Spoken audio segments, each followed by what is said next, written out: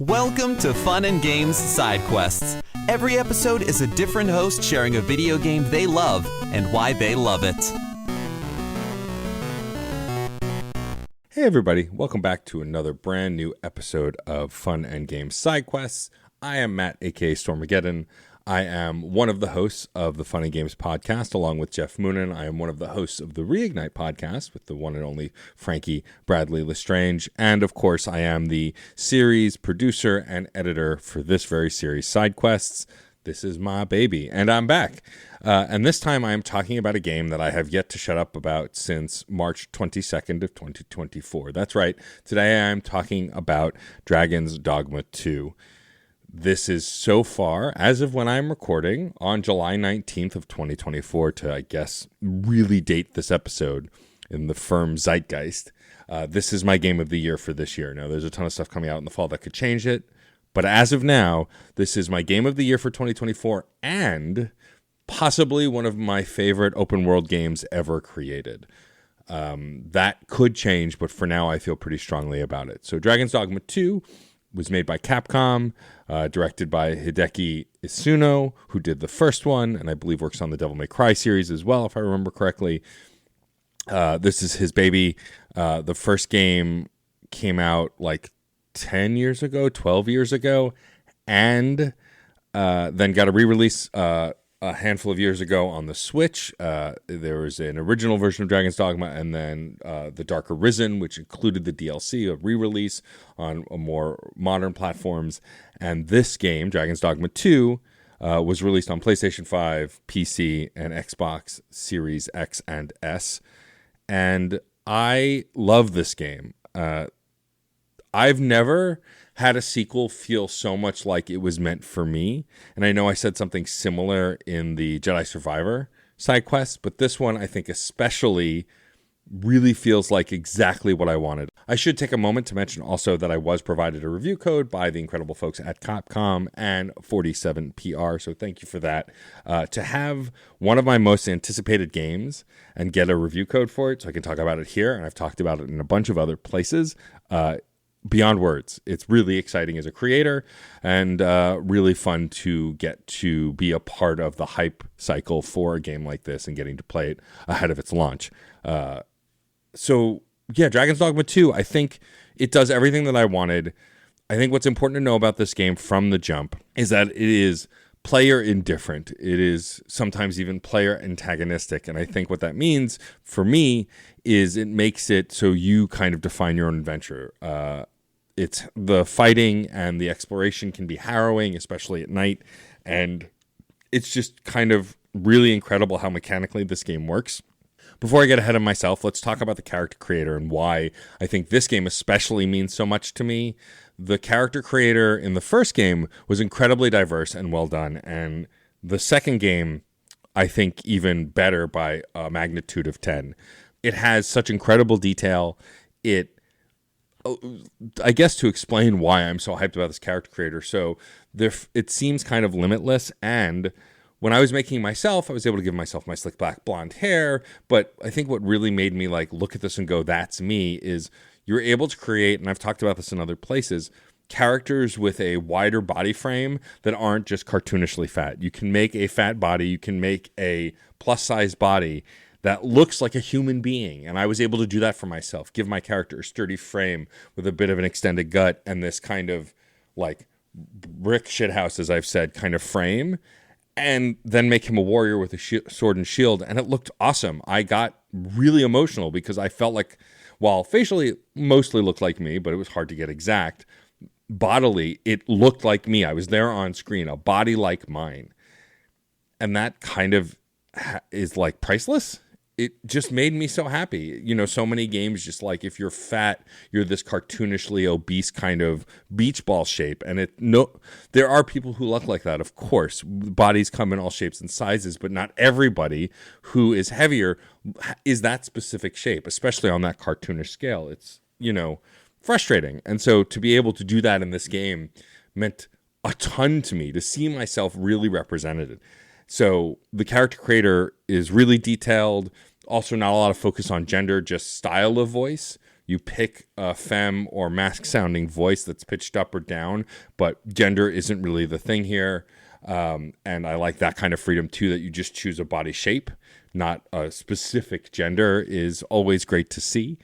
Moving on to the character classes and discovery of the game, I started as a warrior, but this game, like the other game before it, has a variety of classes that build on each other. You can start as a rogue / archer, fighter, or mage, and then build out to sorcerer or warrior, which is a two-handed melee character, and then from there can build out to a variety of other classes, including the Mystic Spearhand, which was the one I ended up playing, which is essentially a dual-bladed wielding lightsaber user. Like, you're essentially a Jedi with a actual bladed weapon instead of laser blades.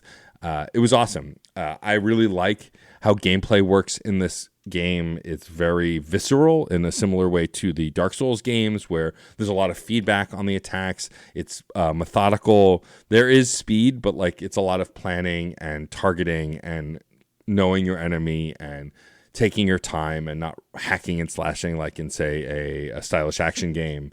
And it just feels purposeful in a way that I can't even quite articulate. I think really good, especially melee combat, I need to feel an impact. If it's floaty and kind of not lifeless, but kind of just there, ethereal, it's just not the same. I like my combat to have impact, and good combat systems do, and this game definitely has that.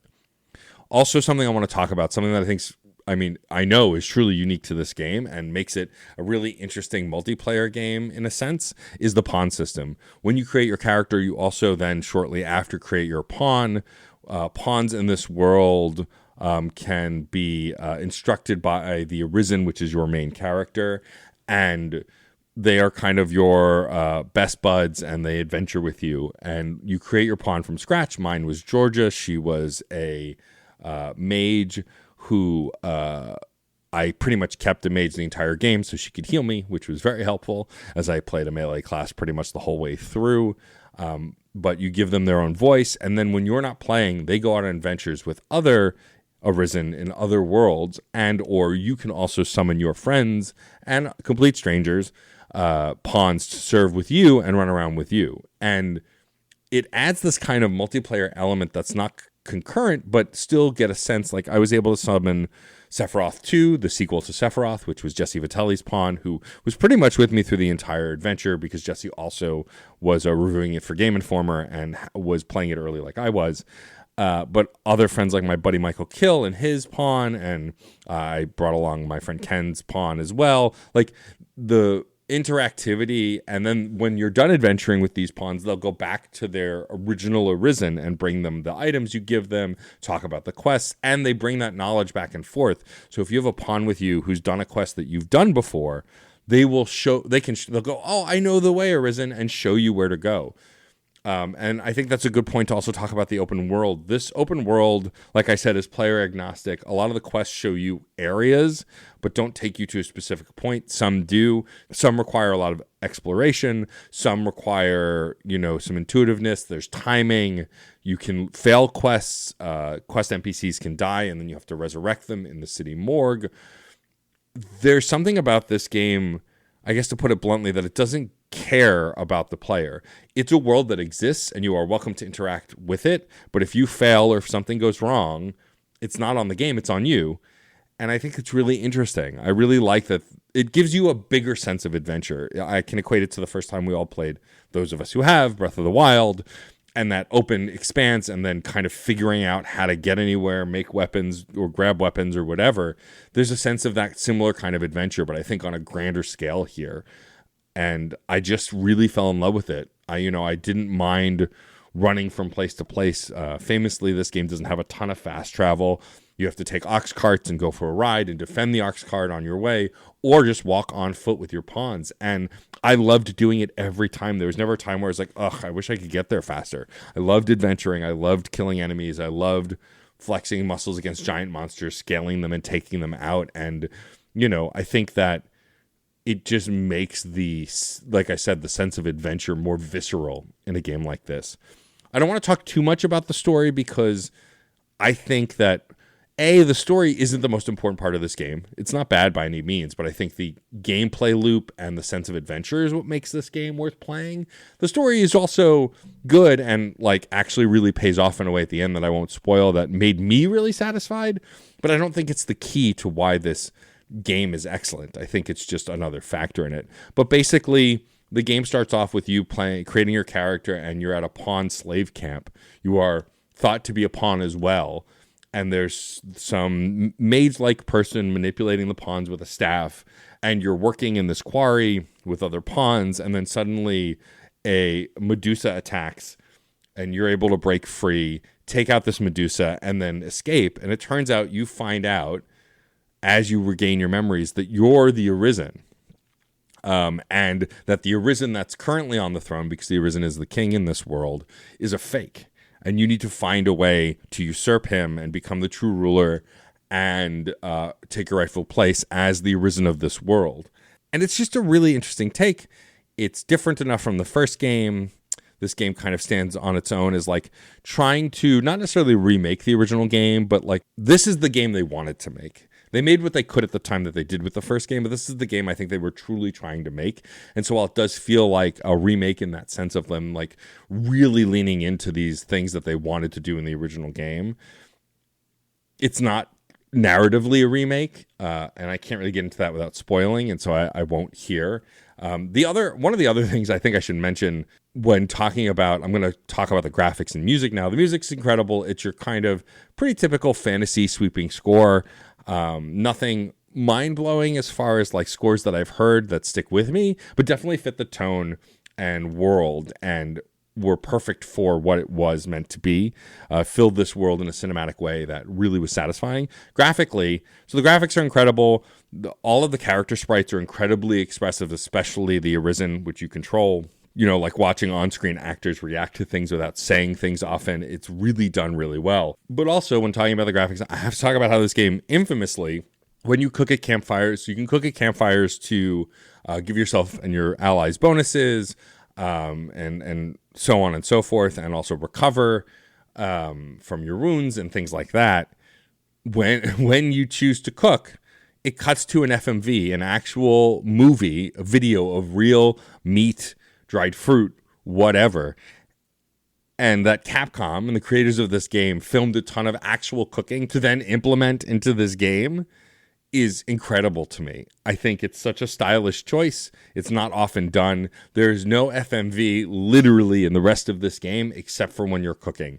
And it's awesome. And it often makes me hungry. So two for there. And yeah, it's really great. The graphics are awesome.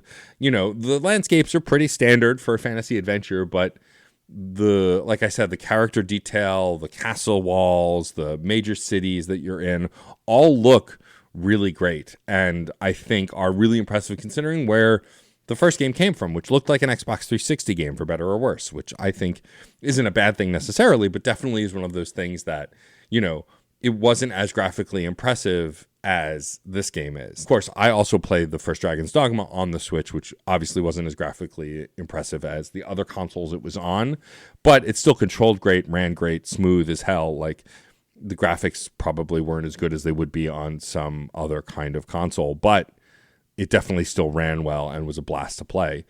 So yeah, I mean, I'm kind of rambling now. I think that the reason Dragon's Dogma 2 has stuck with me so much and why I love it so much is because, again, it's a sequel experience that delivered what the original did, but better on almost every level. I have almost no complaints about this game. Difficulty can be kind of tough, but I think as someone who is not good at Souls games, is good at Metroid games, it's somewhere in between that. As far as difficulty goes, I think it's really manageable.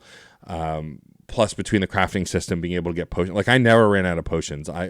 Just picking up supplies on the road, getting materials as you adventured, I never ran out of potions, and I was always able to heal myself and kind of keep myself alive. I never really, like, I died occasionally, but I didn't struggle as much as you would say in a Souls game. But I think this game is incredible. I know I've left out plenty, but I don't want to go on too long. But I think that if you were curious about this game, and even if you never played the first one, Dragon's Dogma 2 is absolutely worth playing. I do have to take an opportunity here at the end of the episode to also thank Derek Van Dyke, Wout, Austin Walker, Patrick Klepek, and so many other Dragon's Dogma obsessives that really made me want to play the first game, and subsequently has made this series one of my favorite adventure action RPG series. So shout out to y'all. Thank you for listening to me ramble about this game. I hope you really go try Dragon's Dogma 2. I think it's one of those games that's really special, and whether you love it or hate it, I think it's worth experiencing it because it is unlike anything out on the market and really does immerse you in this world and make you want to really makes you feel like the Arisen. So please, when you have a chance, go pick up Dragon's Dogma 2 if you haven't yet and jump into this incredible world and fight some awesome monsters. That's going to be it for me here. You can check me out at djstormageddon.com. You can find me on most social media at DJ_Stormageddon, except Blue Sky, which is just DJ Stormageddon. And of course, you're already here, so thanks for listening to Fun and Games. But feel free to go check out Reignite as well, which is my BioWare-inspired podcast. We're currently covering the Dragon Age franchise and are in the early stages of Act 1 of Dragon Age 2. And we are very hyped for the Veilguard, even though it has a dumb name. Also, go check out the Game Informer show. I'm the audio editor for that show. I guest occasionally as well, and it's a blast to listen to. Those folks are wonderful. So that's all from me. Thanks for listening. And as always, happy gaming. Do you find yourself playing older games and wishing that there were new discussions about those games? Enter Tales from the Backlog. Hi, I'm Dave Jackson, and on each episode, I'm joined by a guest to break down those games that may be stuck in your ever-expanding backlog. Each episode looks at one game in depth, focusing on mechanics, story, music, and other aspects with no spoilers until a clearly marked spoiler wall in the middle. If you've played the game, go ahead and climb that spoiler wall and enjoy in-depth story discussions, and if not, jump out when we warn you and maybe go play that game for yourself. We have over 100 episodes in the feed, everything from Disco Elysium to Tunic to discussion episodes about how to get into horror games, and if games actually need to be fun, or if they have more to offer. I guarantee that there's something in there for everybody. Once again, that's Tales from the Backlog, available wherever your podcasts are found. CPOV. CertainPOV.com.